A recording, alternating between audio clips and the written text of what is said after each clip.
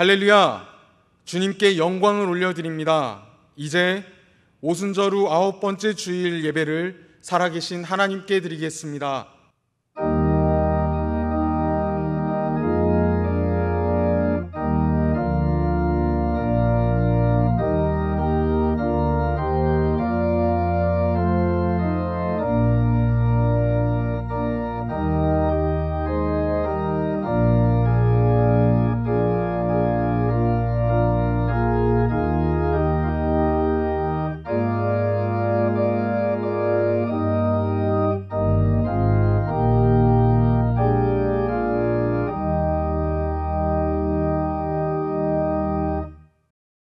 오직 너희를 부르신 거룩한 이처럼 너희도 모든 행실에 거룩한 자가 되라. 아멘. 말씀의 주인이 되시는 하나님, 주님께서 구별하신 주일임을 잊지 않고 이 시간 예배하게 하시니 감사합니다. 베풀어 주실 은혜를 앙망하며 예배하는 저희들을 크신 사랑과 자비로 맞이하여 주옵소서. 사모하는 우리에게 능력의 말씀을 들려주셔서 상한 영혼을 소성시켜 주시고 우둔한 마음을 지혜롭게 고쳐 주옵소서. 예배의 주인이 되시는 예수님의 이름으로 기원하옵나이다. 아멘.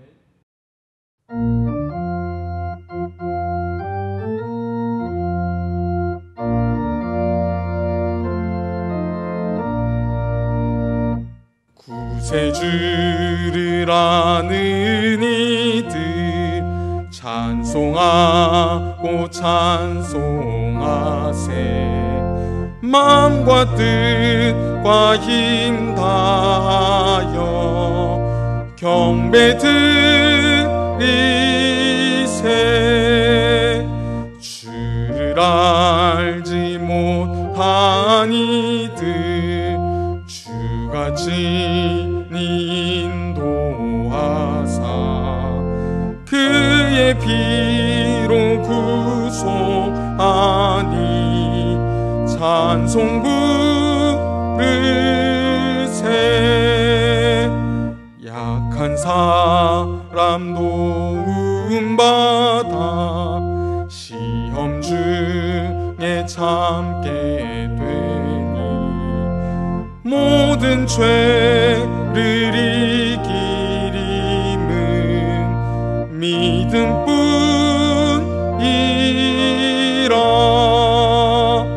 진리 되신 우리 주는 영원토록 변함없네. 성도들아 주를 믿어 길이 섬기세.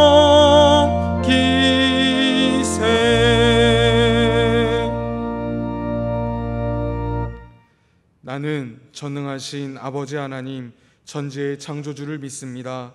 나는 그의 유일하신 아들 우리 주 예수 그리스도를 믿습니다. 그는 성령으로 잉태되어 동정녀 마리아에게서 나시고 본디오 빌라도에게 고난을 받아 십자가에 못 박혀 죽으시고 장사된 지 사흘 만에 죽은 자 가운데서 다시 살아나셨으며 하늘에 오르시어 전능하신 아버지 하나님 우편에 앉아 계시다가 거기로부터 살아있는 자와 죽은 자를 심판하러 오십니다. 나는 성령을 믿으며 거룩한 공교회와 성도의 교제와 죄를 용서받는 것과 몸의 부활과 영생을 믿습니다. 아멘. 찬송가 뒷면에 있는 교동문 60번을 다 함께 교독하시겠습니다. 교동문 60번입니다. 여호와여, 주께서 나를 살펴보셨으므로 나를 아시나이다. 주께서 내가 앉고 일어섬을 아시고 멀리서도 나의 생각을 밝히 아시오며 나의 모든 길과 내가 눕는 것을 살펴보셨으므로 나의 모든 행위를 익히 아시오니 여호와여, 내 혀의 말을 알지 못하시는 것이 하나도 없으시니이다. 내가 주의 영을 떠나 어디로 가며 주의 앞에서 어디로 피하리이까. 내가 하늘에 올라갈지라도 거기 계시며 수월에 내 자리를 펼지라도 거기 계시니이다. 내가 새벽 날개를 치며 바다 끝에 가서 거주할지라도 거기서도 주의 손이 나를 인도하시며 주의 오른손이 나를 붙드시리이다. 하나님이여 나를 살피사 내 마음을 아시며 나를 시험하사 내 뜻을 아옵소서. 내게 무슨 악한 행위가 있나 보시고 나를 영원한 길로 인도하소서. 아멘.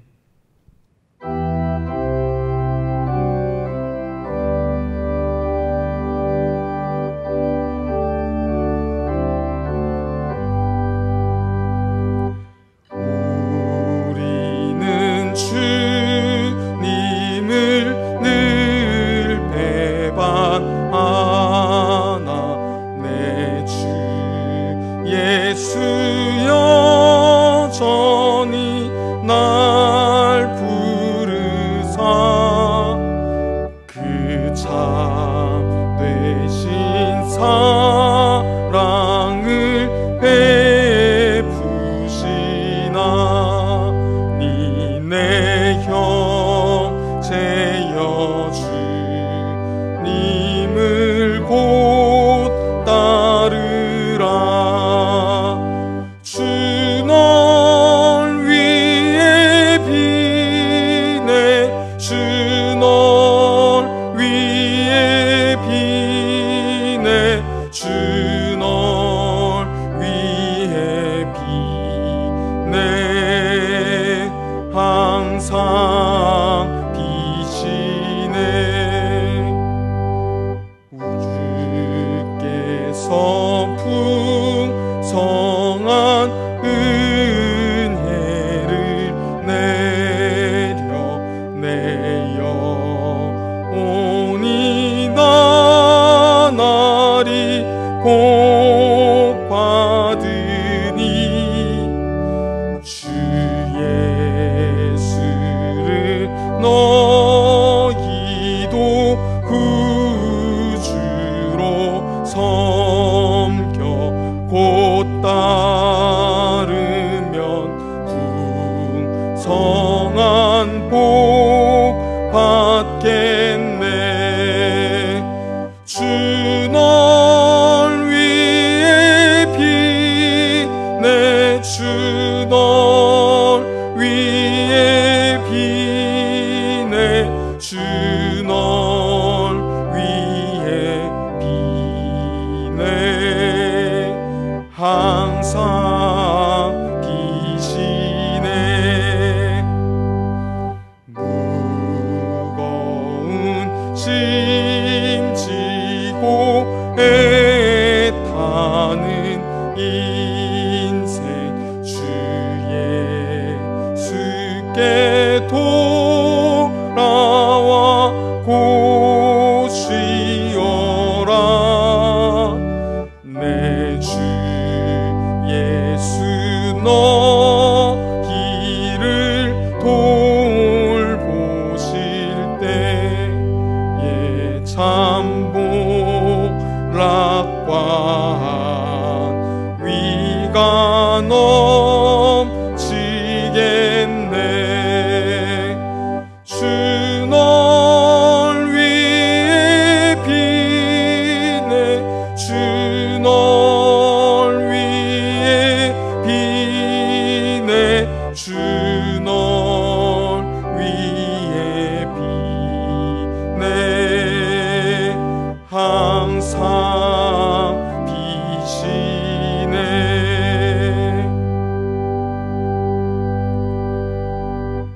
이 시간에는 공동기도문으로 함께 기도합니다. 살아계신 하나님 아버지, 코로나19 바이러스가 반년 동안 온 세상을 어지럽히는 중에도 보호해 주시고 우리로 하여금 하나님을 경외하는 예배자로 불러주신 것을 감사드립니다. 이 코로나의 혼란이 우리의 신앙을 되고시키는 환경이 아니라 도리어 우리의 믿음을 돌아보며 하나님을 향한 믿음이 더욱 깊어지는 전화위복의 기회가 되게 하옵소서. 무엇보다 치료하시기를 기뻐하시는 라파 되신 하나님께서 하루빨리 코로나 바이러스를 소멸하여 주옵소서.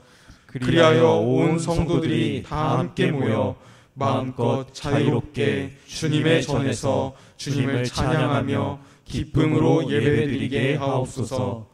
특별히 마석 신앙 공동체를 지금까지 보호하여 주시고 강건하게 하신 것을 감사드립니다.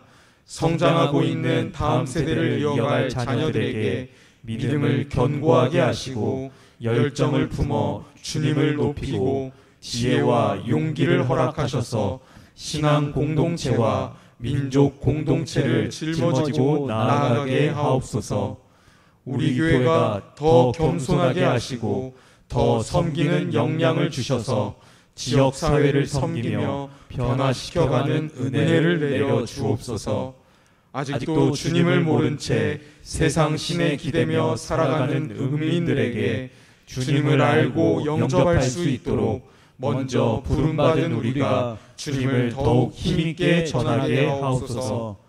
이 시간 하나님의 말씀을 전하시는 담임 목사님께 성령의 권능에 사로잡아 주시고 말씀이 선포될 때마다 치유와 변화가 일어나게 하시고 온 성도가 은혜 받는 시간이 되게 하여 주옵소서.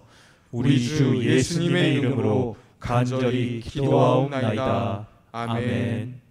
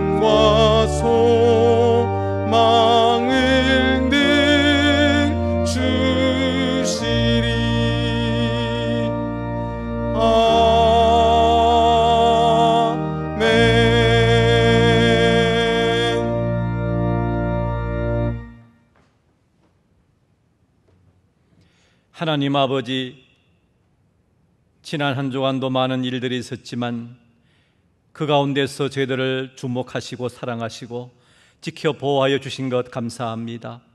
오늘 이 시간 예배를 드리는 중에 참으로 우리의 손길을 준비하여 주님 앞에 이 시간 봉헌합니다.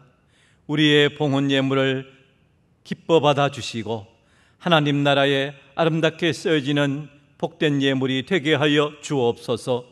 이 시간도 하늘문 활짝 여셔서 사랑하는 성도들의 모든 필요를 채워주시는 주님의 손길을 덧입게 하여 주옵소서. 바이러스가 감도는 이때에 성도의 심령마다 천국 평안을 허락하여 주시고 또한 삶의 현장에 치열하게 살아가는 중 주님의 도움을 요청할 때에 참으로 공급하시는 자 주님의 전능하신 손길로 채워주시고 함께하여 주시옵소서. 모든 생업을 힘있게 하여 주시고 또한 저들의 삶의 자리를 복되게 하여 주시옵소서. 예수님의 이름으로 기도하옵나이다. 아멘. 할렐루야. 교회 소식 알려드립니다. 다음 주일은 8.15 광복 기념주일로 지키겠습니다. 오늘 주일 예배는 가정에서 드리시는 분들은 또 동영상으로 예배드려 주시면 되겠습니다. 그리고 현장 예배를 드리시는 성도님들은 감기 증상이 계시면은 가정에서 드려 주시기 바랍니다. 또 교회 오실 때는 신분증이나 QR마크 또 마스크, 열체크, 손소독 후에 들어오셔서 예배 드릴 수 있도록 그렇게 절차를 밟아주시면 고맙겠습니다. 찬양 예배는 오늘 오후에 가족과 함께 가정에서 드리시면 되겠습니다. 교회학교 예배 중에 있습니다. 우리 어린 학생들을 꼭 보내어 주십시오. 마스크를 착용하여 보내어 주시면 안전하고 또 경건하게 잘 드릴 수 있도록 하겠습니다. 저희 교회는 매일 정오 중보 기도회를 짧은 시간이지만 갖고 있습니다. 12시 되면은 온 성도님 함께 참여해 주시기 바랍니다. 정기당회가 오늘 2부 예배 후에 목양실에서 있겠습니다. 정기재직회가 오늘 3부 예배 후에 본당에서 있겠습니다. 저는 이번 한 주간 휴가를 다녀오겠습니다. 위에서 기도해 주시면 감사하겠습니다. 이상입니다. 오늘 우리에게 주시는 하나님의 말씀은 창세기 4장 16절로 24절까지의 말씀입니다. 구약성경 5페이지가 되겠습니다. 말씀을 봉독하겠습니다. 가인이 여호와 앞을 떠나서 에덴 동쪽 놋 땅에 거주하더니 아내와 동침하며 그가 임신하여 에녹을 낳은지라. 가인이 성을 쌓고 그의 아들의 이름으로 성을 이름하여 에녹이라 하니라. 에녹이 이라스를 낳고 이라스는 무후야엘을 낳고 무후야엘은 머드사엘을 낳고 머드사엘은 라멕을 낳았더라. 라멕이 두 아내를 맞이하였으니 하나의 이름은 아다요 하나의 이름은 실라였더라. 아다는 야발을 낳았으니 그는 장막에 거주하며 가축을 치는 자의 조상이 되었고 그의 아우의 이름은 유발이니 그는 수금과 퉁소를 잡는 모든 자의 조상이 되었으며 실라는 두발가인을 낳았으니 그는 구리와 쇠로 여러 가지 기구를 만드는 자요 두발가인의 누이는 나아마였더라. 라멕이 아내들에게 이르되 아다와 실라여 내 목소리를 들으라. 라멕의 아내들이여 내 말을 들으라. 나의 상처로 말미암아 내가 사람을 죽였고 나의 상함으로 말미암아 소년을 죽였도다. 가인을 위하여는 벌이 7배일진데 라멕을 위하여는 벌이 77배이로다 하였더라. 아멘. 할렐루야. 하나님의 은혜가 오늘 예배드리는 성도 여러분들에게 충만하시기를 기원합니다. 오늘 본문 첫 부분의 16절에 보면은 가인이 등장해 있습니다. 인류의 조상 아담이 큰 아들로 낳은 그가 바로 아벨이죠. 이렇게 아담 하와가 에덴 동산에서 쫓겨나와서 얻은 아들이 가인과 그 동생 아벨입니다.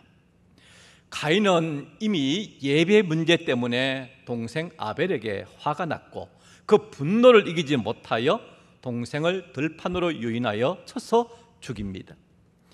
이 일은 인류 최초의 살인사건이요 그가 최초 살인자가 되는 불명예를 받게 됩니다. 이 사건 후에 가인은 자신을 지으신 하나님 앞에 회개하고 다시는 이런 끔찍한 실수를 하지 않겠다고 다짐했더라면 얼마나 좋았을까라는 매우 아쉬운 생각이 듭니다. 하나님도 그렇게 기다리고 계시지 않았을까요? 그렇지만 알다시피 가인은 하나님께 그 일을 숨기고 대들고 뻔뻔하게 나옵니다. 하나님의 마음이 새까맣게 타들어 가셨을 것 같습니다. 가인은 오늘 말씀에 있듯이 여호와 앞을 떠나서 다른 곳으로 가서 살게 됩니다. 가인이 어디에 가서 사는 것도 중요하지만은 무엇보다 그가 하나님 앞을 떠났다 하는 것이 참으로 안타까운 일입니다. 만약에 우리 자신이 그 자리에 있었다면은 가인 그러지 말고 하나님 앞에 용서를 구하고 하나님을 가까이 해 이렇게 하고 싶은 마음이 굴뚝 같습니다. 본문 17절에 가인이 성을 쌓고 라는 말씀이 나옵니다. 가인이 하나님을 떠나간 후에 또 부모도 떠난 후에 제일 먼저 한 일이 놋에 가서 성을 쌓는 일이었습니다. 성을 쌓았다는 것은 도시를 건설했다는 뜻입니다. 바야흐로 인간의 문명이 시작되고 있음을 보여주고 있습니다. 물론 가인과 그의 후예들이 성을 쌓고 도시를 이루고 문명을 발달시킨다는 것이 죄악시할 필요는 없습니다. 문명은 악할 수도 선할 수도 있기 때문에 그렇습니다. 성을 쌓은 것이 노시라는 것입니다. 이 노시란 말은 쉼이 없고 방황한다, 이런 의미가 있습니다. 하나님으로부터 가인이 멀리 떨어지면은 그는 자유분방하게 마음껏 살 것 같았지만은 결국 그의 삶이 방황의 길이고 고단할 수밖에 없음을 상징적으로 보여줍니다. 그래서 가인이 안전 대책을 세운다는 것이 성을 쌓는 일이었습니다.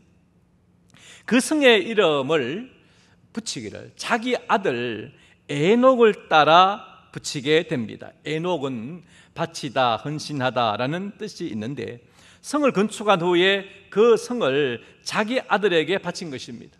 자기 아들의 이름을 높여준 것이죠. 결국은 자신의 이름이 높여진 것이죠. 가인은 이 방랑의 땅에서 자신의 능력으로 얼마든지 안전하게 살 수 있고 하나님 없이도 살 수 있다는 자기 과신의 선언이었던 그런 것을 보여줍니다.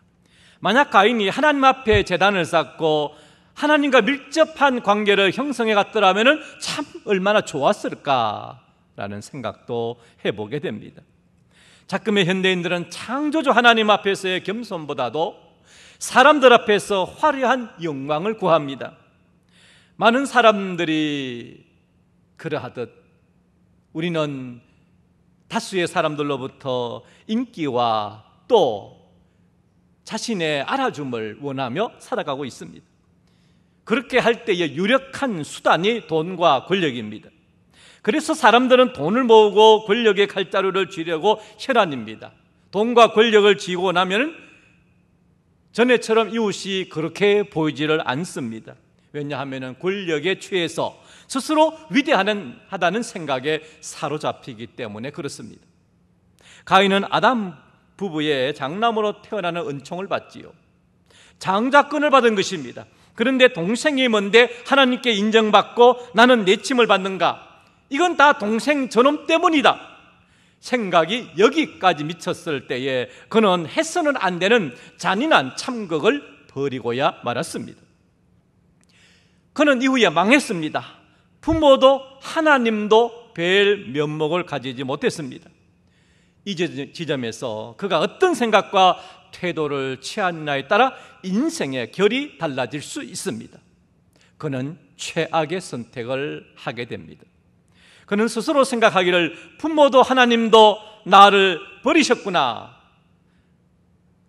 그간 그렇게 의지하고 믿어오던 모든 것이 다 무너졌다고 생각합니다. 다른 사람들이 다 나를 버렸구나라는 감정에 사로잡힙니다. 피해의식으로 충만하지요. 이런 것을 인격의 함몰 현상이라 합니다. 요즘처럼 비가 한꺼번에 쏟아지면 땅속에 빈 곳이 생겨서 뻥 뚫려지는, 그래서 지표가 압력을 견디지 못해서 집안이 무너지는 그러한 현상이 있습니다. 소위 싱크홀 또는 땅꺼짐 현상이라고도 합니다. 여기에는 자신도 지나가는 사람도 함께 맥없이 땅 아래로 끄지고 맙니다. 우리 인생이 무너지는 것과 같은 느낌이 있지요. 우리 인생길의 경우에서도 종종 이런 위기가 발생합니다. 이럴 때 우리의 내면 세계가 참 중요합니다.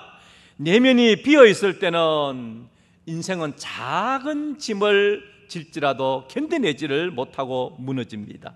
그런데 내면이 꽉 차 있는 사람은 견뎌냅니다. 쉽게 무너지지 않습니다.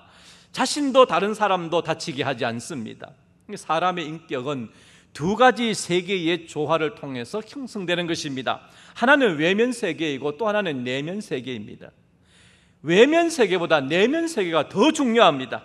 내면 세계는 보이지 않지만은 그 사람을 좌우하는 조종실과 같은 곳입니다. 요즘같이 내일의 불확실성이 큰 경우에는 믿음의 힘이 큰 역할을 합니다. 믿음도 내면 세계의 것입니다. 주님을 믿는 믿음이 우리를 살려내고 삶을 지탱하게 합니다. 안타깝게도 이 난국 중에 평소에 좋은 믿음을 잃어버리는 사람도 있습니다. 하나님과의 교제가 끊어집니다. 다수의 사람들은 외부 세계에 지나치게 매달려 살아갑니다. 다른 사람들의 말과 시선을 너무 의식하며 삽니다. 사람의 시선보다 하나님의 시선을 더 신경 쓰시기 바랍니다. 우리의 성도의 삶은 바로 이런 모습 아니겠습니까? 내면 세계는 마치 정원과 같은 곳입니다. 정원은 가꾸면 가꿀수록 아름다운 곳이 됩니다. 그곳에서 하나님과 깊은 교제가 이루어지게 되면 우리의 심령은 아름다운 천국이 되는 것이지요.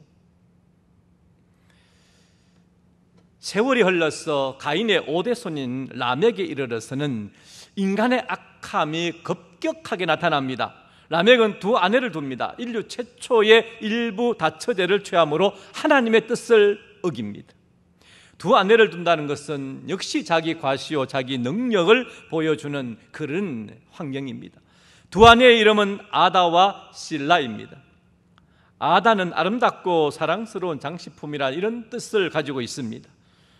라멕에게 아다는 돕는 배필이기보다 육신의 안목을 채우는 그러한 대상으로 살지 않았을까 싶습니다. 그리고 실라의 뜻은 애교스러운 소리가 나는 이 의성어의 연관이 되어져 있습니다. 즉 실라는 라멕에게 항상 달콤한 목소리로 남편을 그렇게 유혹했던 여자일 수 있습니다. 어쨌든 라멕은 두 아내를 거느리면서 자기의 능력 있는 것을 과신하고 세상에 드러내는 것을 기뻐하며 살아갔습니다. 이 두 아내 사이에서 사남매가 태어났습니다. 3명의 아들이고 딸이 하나입니다. 첫째 부인인 아다는 두 아들 야발과 유발을 낳습니다. 장남 야발은 유목민의 조상이 되고 목축업을 발달시킵니다. 그 다음에 동생 유발이 나오는데 유발은 악기 제조자이고 연주자의 조상이 됩니다. 유발을 통해서 인류의 음악이 발달됩니다. 둘째 부인 실라는 아들 두발가인과 딸 나아마를 낳습니다. 두발가인은 대장장이의 조상이 됩니다. 그를 통해서 기계 문명이 일어나게 됩니다. 나아마는 즐겁다는 뜻입니다. 아마 딸이 가무에 능했던 것으로 보입니다. 물론 목축업이나 음악이나 공업기술이 그 자체로 나쁜 것이 아닙니다. 이것들은 하나님께서 우리에게 주신 일반 은총의 산물입니다. 문제는 이러한 일반 은총적 축복을 어떻게 사용하느냐입니다. 자, 보십시오. 가인과 그 후손들은 외적으로 문명을 꽃피우게 됩니다. 그러나 사람들의 내적 세계는 점점 병들어가는 것을 보게 됩니다. 라멕을 통해서 인류 최초의 문학이 등장합니다. 본문 23절, 24절의 내용은 시로 표현되어져 있습니다. 인류 최초의 시문학이 하나님을 대적하는 의도로 쓰여졌습니다. 상당히 유감이지요. 라멕이 아내들에게 이르되 아다와 실라여 내 목소리를 들으라. 라멕의 아내들이여 내 말을 들으라. 나의 상처로 말미암아 내가 사람을 죽였고 나의 상함으로 말미암아 소년을 죽였도다. 가인을 위하여는 벌이 7배일진데 라멕을 위하여는 벌이 77배이로다 하였더라. 이전의 조상 가인이 인류 최초의 살인을 했지만 하나님이 그의 생명을 보호해 주십니다. 그때 하나님은 가인을 죽이는 자는 벌이 7배라 7배를 받을 것이다 하셨거든요. 그런데 오늘 본문에서는 라멕도 똑같은 살인을 저지르고도 당당하게 가인을 죽이는 자의 벌이 7배이지만은 자기를 죽이는 자는 77배라고 하는 교만한 표현을 서슴없이 합니다. 그가 그만큼 타락했고 인격이 병든 것을 볼 수가 있습니다.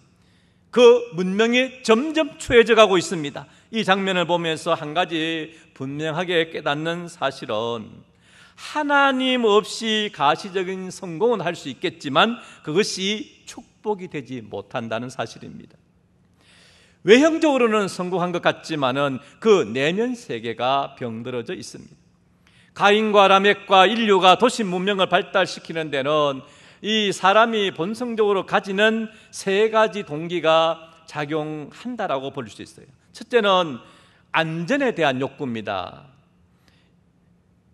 이것은 사람의 기본적인 욕구라 할 수 있는데요. 가인이 성을 쌓아가는 것도 안전에 대한 욕구가 아닐까요? 요즘 우리 사회는 집 문제가 이슈가 되고 있습니다. 집 없이 사는 사람들이 내 집을 장만하고 싶어 하는 것도 가족들의 평안을 위해서, 안전을 위해서 그렇게 애쓰는 것 아닐까요? 제대로 된 집이 있어야 가족들이 안심하고 평안하게 지낼 수 있지 않겠습니까? 그래서 집의 위치나 지연 상태가 좋지 않고 부실하면은 큰 비가 오면은 수해를 당합니다. 태풍이 오면은 아주 물난리를 당하게 됩니다. 이렇게 되면은 가족의 안전이 문제가 생깁니다.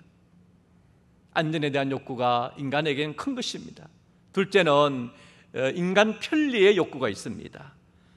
안전을 넘어서면은 뭔가가 편리해지고 싶고 그렇게 용이하게 쓰는 것을 좋아합니다. 편리한 공간, 편리한 자동차, 편리한 직업, 이러한 것을 추구하게 됩니다.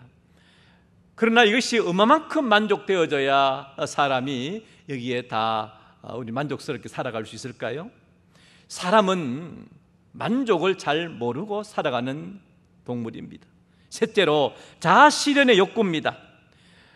안전하고 삶이 편리해지고 이렇게 되면은 사람이 마지막으로 탐하는 것이 자기가 이상적으로 마음에 드는 것을 해보고 싶고 실현해보고 싶은 욕구인 것이죠. 일찍이 유대인 심리학자 아브라함 마슬로우는 이런 주장을 하면서 인간이 가진 가장 고상한 필요는 바로 자아실현의 필요이다, 그렇게 말한 바가 있습니다.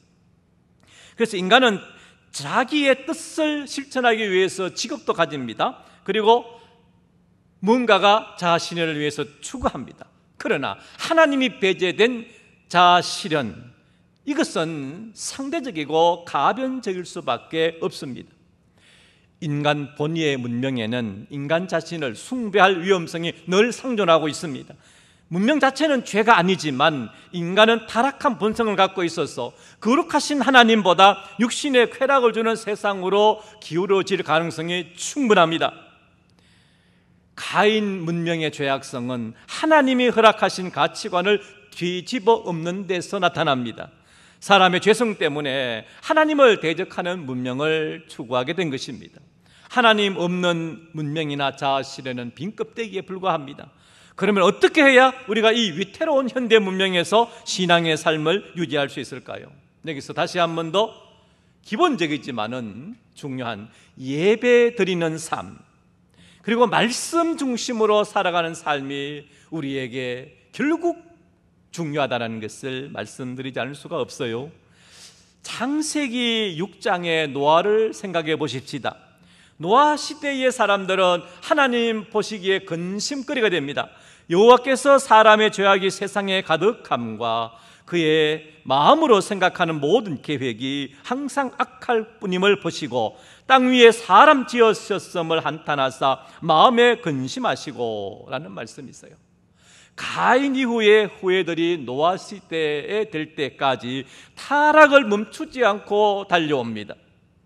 하나님을 떠나가는 사람들을 하나님은 보실 때에 얼마나 한탄하시고 심한 근심을 하시는지 몰라요. 결국 하나님의 결론은 사람들을 지면에 썰어버리시는 것이었습니다. 그런데 이 이후에는 말씀해 보면은 그러나라는 말씀이 나와요. 그러나 노아는 여호와께 은혜를 입었더라. 노아는 의인이요 당대의 완전한 자라. 그는 하나님과 동행하였더라. 그렇게 말씀하고 있어요. 즉 가인의 라멕의 타락한 문명을 가지고 사는 그런 사람들과 달랐다라는 겁니다.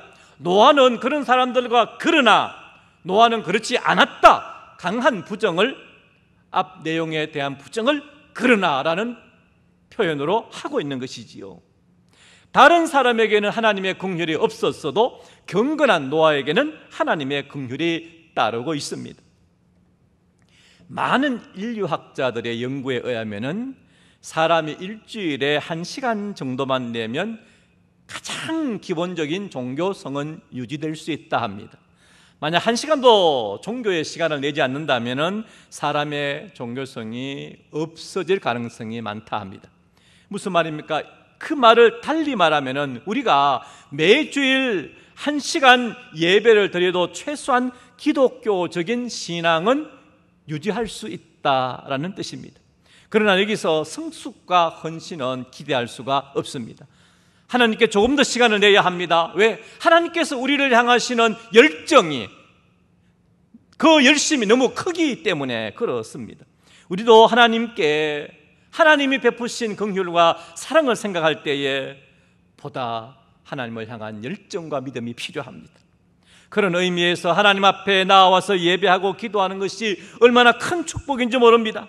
그리고 하나님 앞에 나오는 시간이 형식적인 것이 되지 않도록 해야 합니다.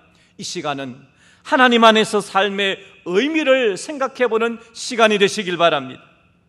인류의 문명은 돈이 그러하듯이 그 자체로는 악하지도 선하지도 않습니다. 그러나 사람이 어떻게 선하에 따라 전혀 달라진 결과를 가지게 됩니다. 성도의 삶은 가인과 라멕의 삶을 추구하는 것이 아니라 후회 없이 사는 삶의 길이 되는 것입니다. 여호와 앞을 떠나 사는 삶은 결코 현명한 삶이 아니다라는 것이죠. 성도의 삶은 이 세상의 풍조를 따라가는 삶이 아니라 하나님의 말씀의 원리를 따라가는 사람이에요. 성도의 특징은 하나님과 항상 친밀한 교제를 나누는 삶입니다. 그래야 끊임없는 세상의 유혹을 이겨낼 수가 있는 것입니다. 간절히 바라기는 여러분의 삶이 하나님 보시기에 가장 보암직하고 주께서 칭찬하실 만한 아름다운 믿음의 삶이 되시기를 간절히 주의 이름으로 축복합니다. 기도하시겠습니다. 하나님 아버지, 감사합니다. 우리가 이 복잡한 사회 속에 살아가면서도 항상 주님의 뜻을 잊지 말게 하옵소서. 노아처럼 하나님께 은혜를 입는 삶이 되게 하옵소서. 당대의 의인이요 완전한 자요 하나님과 동행하는 삶이었다고 주께로부터 인정받는 삶을 살게 하옵소서. 우리 주 예수님의 이름으로 간절히 기도하옵나이다. 아멘.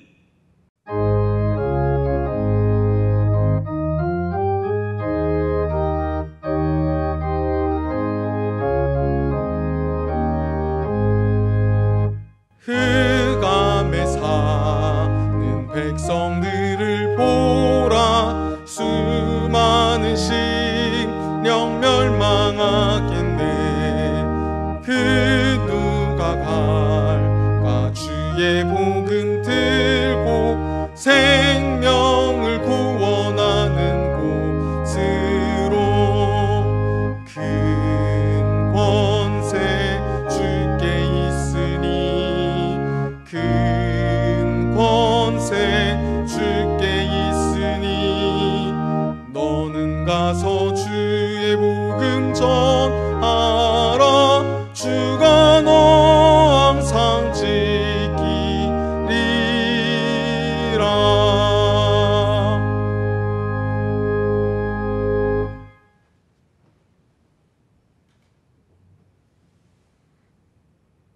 우리 주 예수 그리스도의 크신 은혜와 하나님 아버지의 극진하신 사랑과 보혜사 성령 하나님의 감화 감동 교통하여 주심이 오늘 각 가정에서 예배드리는 모든 주의 자녀들 위에, 저들의 기도의 제목과 한 주간의 삶의 계획 위에, 남북한 기뢰와 고통하는 지구촌 모든 사람들 위에 지금부터 영원토록 함께 하시기를 간절히 축원하옵나이다. 아멘.